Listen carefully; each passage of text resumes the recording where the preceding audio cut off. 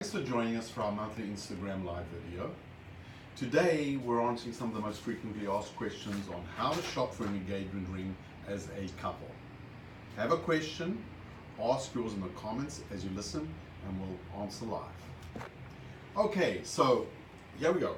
What are the benefits or cons of purchasing a ring together? Well, you got a guy with a grey beard, so I'm a little old, so I'm much of a traditionalist. And it may not go down with all the millennials in the world and Generation Z, but I would do it on my own because I think that's my term of endearment and it's my gift for a lifelong partnership. And that's how I see it. But there are benefits of couples doing it together, and there are many couples that do it together. I think some women want that surprise. And I think some women would like to have part of that process. So I think whichever side of the fence you sit on, I think you just have to make those choices. And if it's going to be together, that's great because it is a partnership all the way through. And it's funny because when I have people sitting in front of me, and I think I've mentioned this before, there are, of course, three types of people that come to buy. Number one is that you have the man who just comes along and says, okay, I want to buy her, this is what I want, thank you very much. And of course they go along and he proposes and it's done, the deed is done. Then the second scenario is that she comes in, she does all the shopping and he pays for it in the end. I'm not sure if that's the best one. Okay. Then of course the third one, which we are discussing right at this moment, is where both couples come in and then I become the mediator. And as I say, I'm more of I land up being more of a marriage guidance counselor than I do, I think, a diamond dealer or a jeweler. But seriously, yes, I'm there to facilitate. We're there to facilitate when couples do come in. And I think what's important is that there should be transparency between the two of them of number one, budget, because I think that's always the most uncomfortable situation. She wants something that he may not be able to afford. And it's not an easy kind of scenario. So I think if you're going as a couple, I think you need to set the target of what you are going to spend. I think once that's out of the way, then everything else will flow much easier. Now for the guys, I always say, this is for her. And if she's involved in the decision process, you should support what she wants. You don't have to wake up in the morning and say, do I love him? No, I don't. Do I love him? I don't. She's the one who's going to put that ring up in the morning. She's got to wear it every day. She's going to hear the comments about it. And so I would take the position, very much so, and I've seen it in real time, that when you do it together, support what she wants. It's not what you want at the end of the day. I think here, if you're doing it together, it's exactly what she wants. Give her what she wants then, because you've involved her in this process now, and it's a joint process.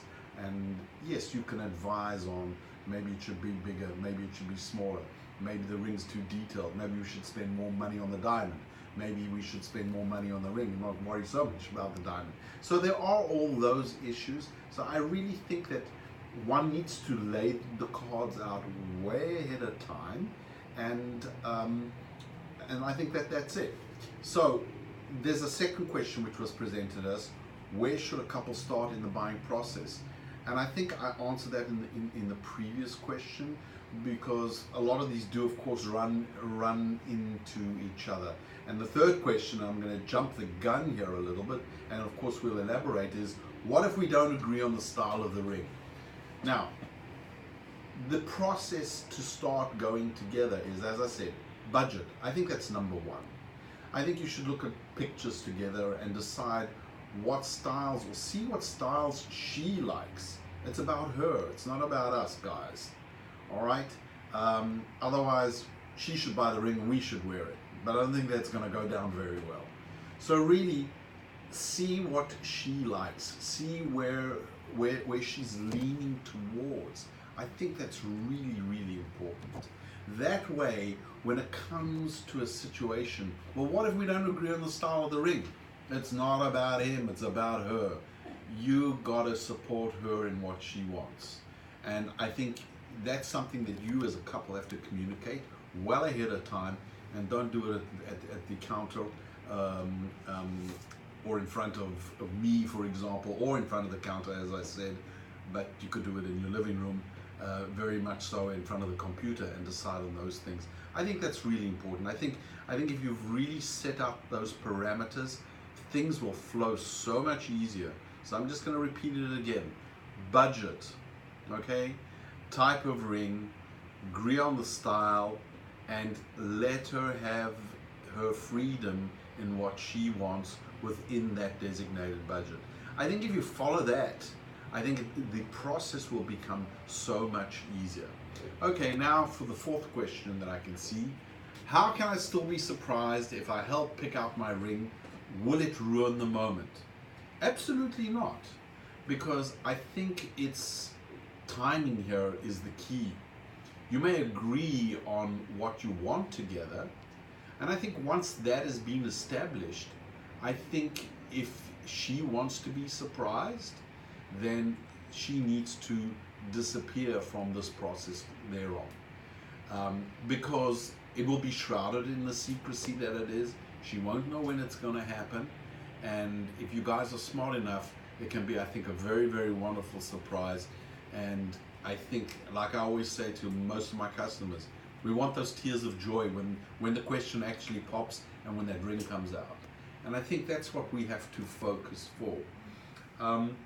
So really, I know this is a very short topic, but I think it's a very poignant one. And I think that what we've had here is basically a set out of the rules of engagement, if I can use that word. So I'm just going to repeat it again, and unless we have any other questions, Shelby, then I think that's where we'll probably end it off. So number one, agree on budget. That is the most important thing. Number two, out of that budget, where are you going to put the bulk of the money? Most of it normally goes into the diamond. So if you want to maximize the size of the diamond, then you should look for a much more simpler setting. I think that will answer it. But if you're going to spread everything over a complicated setting, you're going to end up with a smaller diamond. So you've got to make those priorities based off that budget. Diamond or ring, or if it's joint, then you know that you're going to have to settle for something a little smaller, a little bit more compact in the end result, based, of course, on your budget. I think once that's done, I think that you guys need to come to an understanding of what she really wants based on those above decisions. And then ultimately, if you want to keep it as a surprise, then she has to gracefully bow out of the process. And guys, it's up to you to create that surprise. And I think there are many ideas out there, and if somebody needs an idea, I'm always quite happy to help you. So I really want to thank you for joining us today. It's been wonderful to be on the air again and touch out and reach out and see you guys. So I'll see you next time, and if there are any other topics that you really would like me to discuss, please message us so that I can touch those topics which are of interest to you guys. Thank you. See you again.